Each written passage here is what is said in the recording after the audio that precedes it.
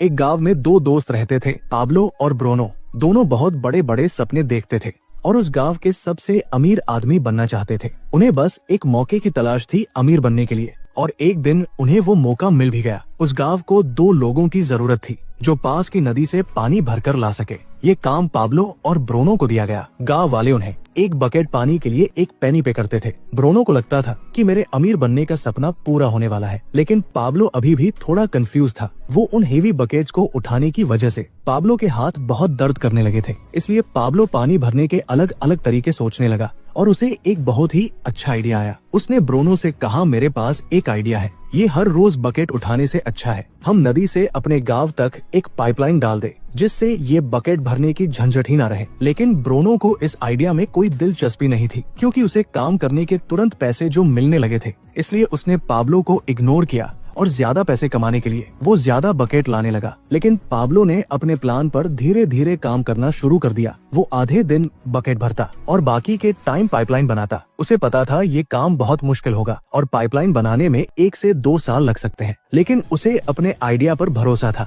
इसलिए उसने पाइपलाइन के लिए काम जारी रखा। कुछ महीने बाद ब्रूनो और गांव वालों ने उस पर हंसना शुरू कर दिया, क्योंकि 1-2 महीने में उसका कुछ खास काम नहीं हुआ था। इसलिए गांव वाले उसे पाब्लो द पाइपलाइन मैन कहकर उसका मजाक उड़ाते थे। और दूसरी तरफ बकेट भरने वाले ब्रूनो की इनकम डबल हो चुकी थी। वो एक बड़ा घर खरीद चुका था, उसकी लाइफस्टाइल बदल चुकी थी। ब्रूनो जब वीकेंड्स पर मजे करता तब भी पाब्लो पाइपलाइन के लिए खुदाई का काम करता था। और कुछ ही महीने बाद पाब्लो की आधी पाइपलाइन बन चुकी थी, जिसकी वजह से उसे पानी भरने के लिए अब आधे रास्ते तक ही आना पड़ता था। इससे उसका काफी टाइम बचने लगा और वो पाइपलाइन बनाने में ज्यादा टाइम देने लगा। इधर कुछ महीनों बाद ब्रूनो को रियलाइज हुआ कि रोजाना इतनी बकेट उठाने से उसका शरीर अब पूरी तरह से थक चुका था। अब वो पहले जितना पानी नहीं ला सकता था, जिसकी वजह से वो बहुत परेशान रहने लगा। और इस तरह महीने गुजरते गए, पर पाब्लो ने अपनी पाइपलाइन पर काम जारी रखा और देखते ही देखते कुछ ही साल में पाब्लो ने पाइपलाइन कंप्लीट कर ली। अब वो बकेट उठाने की जगह पाइपलाइन से गांव वालों को 24 घंटे 7 दिन फ्रेश पानी देता था,